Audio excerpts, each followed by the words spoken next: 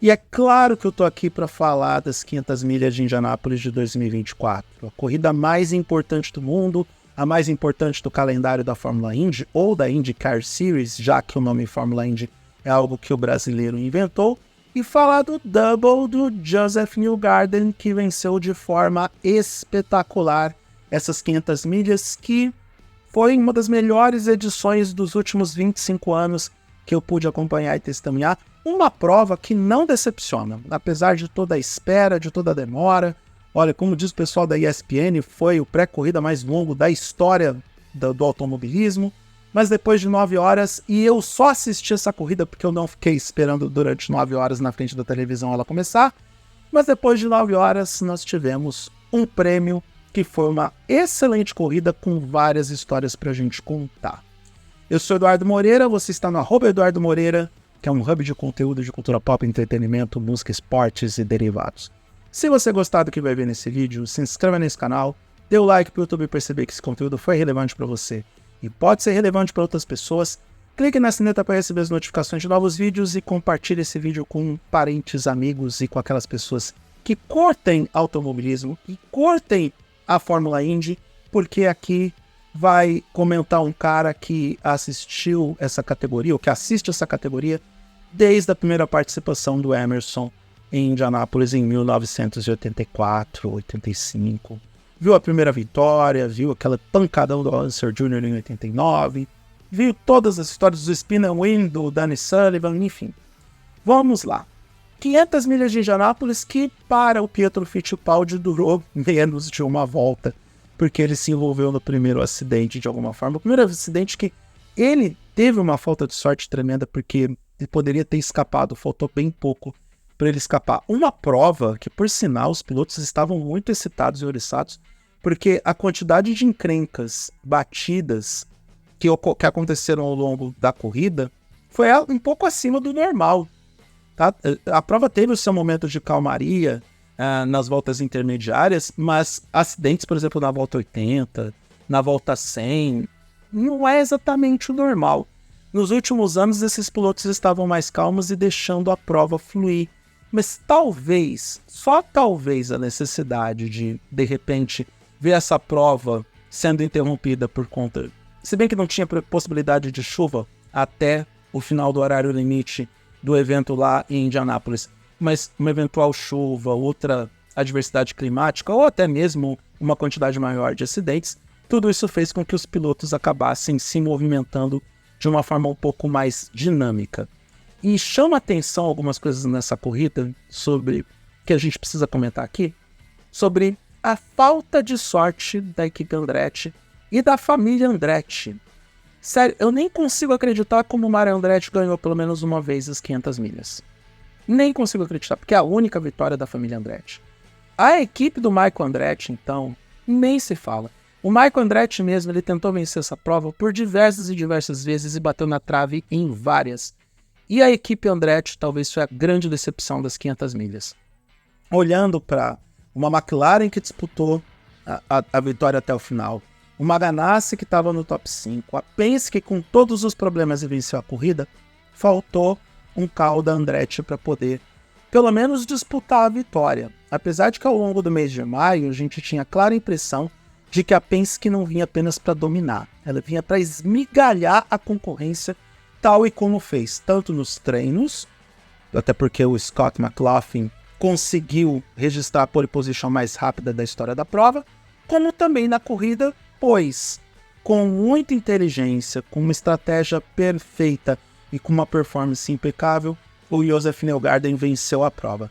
Poderia ter sido o próprio McLaughlin a vencer, talvez o Will Power, se não tivesse problema, o Will Power, o único carro de ponta da Penske que acabou abandonando a corrida, mas parece que ficou aquele desejo, aquela falta da equipe Andretti com algum carro ali na frente disputando a vitória.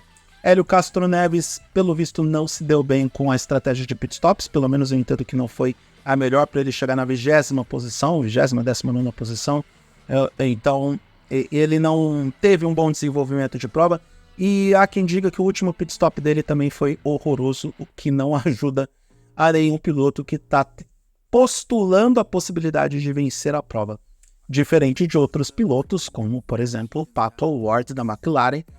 Ele e o Alexander Rossi estavam ali na boca para tentar vencer a corrida, porque a McLaren deu muita importância para as 500 milhas de Indianápolis e de forma justa, tanto que Zac Brown não estava em Mônaco.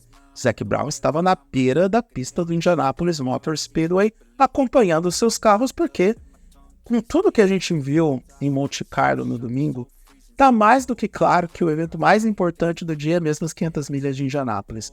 Aliás, a gente tem que discutir Mônaco como circuito para a Fórmula 1, com aqueles carros enormes e super largos, andando nas ruas que são estreitas e pequenas, onde ninguém passa ninguém. Mas isso é assunto para outro vídeo. Para aquelas pessoas que não gostam das 500 milhas porque acham que elas são modorrentas, que nada acontece feijoada até a volta 150, eu lamento, mas você erra na vida de uma forma cretina e absurda. Porque nessa edição das 500 milhas, com todas as adversidades, aconteceram muitas coisas. Por exemplo, a dinâmica dos motores da Honda, que nos treinos já apresentavam problemas, e na corrida esses problemas se confirmaram com as quebras que os motores Honda entregaram ao longo da prova. E várias equipes com motores Honda preocupadíssimas com o desempenho, e até se levanta a teoria de que a fabricante de motores japonesa sabia que os carros não iriam desenvolver tão bem, que estavam com problemas de resistência e confiabilidade, e acabou reduzindo a potência do motor só um pouquinho, para não ter um escalonamento de abandonos dos carros com este motor. O fato é que a Chevrolet mais uma vez venceu as 500 milhas de Indianápolis com uma Penske absurdamente competente. Para quem não acompanha muito o mundo da Fórmula Indy, a Penske foi penalizada no GP de Long Beach porque um dos pilotos, o Will Power, descobriu que o sistema de push-to-pass que deveria estar desligado para a corrida estava funcionando, avisou na cagada os demais pilotos da equipe e eles se beneficiaram desse sistema, tanto que o Neil Garden e o McLaughlin foram desclassificados porque pegaram eles utilizando o sistema, e isso fez com que a vitória da Penske nas 500 milhas de Indianápolis fosse ainda mais saborosa para o Roger Penske, para a equipe. Foi o próprio Roger Penske, que é inclusive dono da Fórmula Indy, da IndyCar Series, dono do Indianapolis Motor Speedway e dono da própria Penske, que suspendeu os funcionários ou os técnicos responsáveis por essa trapaça ter acontecido, depois da punição que a categoria deu para a própria equipe. Eles estão suspensos nesse momento. Tinha uma galera totalmente desconhecida como os chefes de equipes na beira da pista, e ainda assim a Penske desenvolveu um trabalho absurdamente impecável para conquistar as 500 milhas de Indianápolis, massacrando, esmigalhando toda a concorrência. A equipe não deu chance para os adversários, dominou a primeira fila.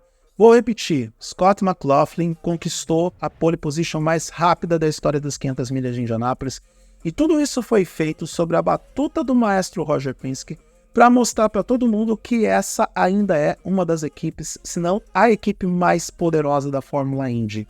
É difícil alcançar esse tipo de excelência, é difícil alcançar esse tipo de competência, esse nível de competência, e aquela ultrapassagem por fora na última volta que o Neil Garden deu para cima do Pato O'Ward é o coroamento de toda essa competência e qualidade que a equipe Penske tem, e o coroamento de um piloto que é um dos melhores da categoria. Não vamos nos esquecer que o último que tentou ultrapassar alguém por fora na última volta em Indianápolis estampou o carro no muro a 400 metros da chegada e perdeu a corrida para o Dan Weldon.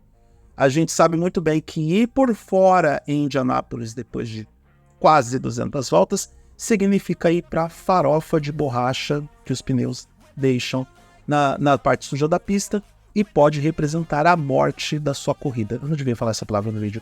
O falecimento da sua corrida por uma batida com a qual você não tem controle e você vira passageiro do próprio carro. Aliás, há quem diga que o Will Power bateu porque foi pro lado sujo da pista, perdeu o controle e não teve mais o que fazer, estampou o carro no muro. O double do Joseph Newgarden, ele é muito bem-vindo, ele é histórico, ele não acontece nas 500 milhas de Indianápolis desde o começo do século, porque em 2001 e 2002 Hélio Castro Neves venceu a corrida de forma consecutiva. É o back-to-back perfeito para o Newgarden, Parabéns para ele, parabéns para Penske. Foi uma corrida excelente. Não deu sono, diferente do que algumas pessoas vão dizer. Não cochilei durante a corrida, não decidi dormir enquanto as voltas estavam acontecendo, porque em outros anos eu só acordava na volta 150 para acompanhar as últimas 50 voltas, porque era o que interessava. Dessa vez isso não aconteceu e foi, eu não vou dizer o extremo oposto do GP de Mônaco, porque é exagerar, mas compensou toda a zona de pasmaceira da prova em Mônaco.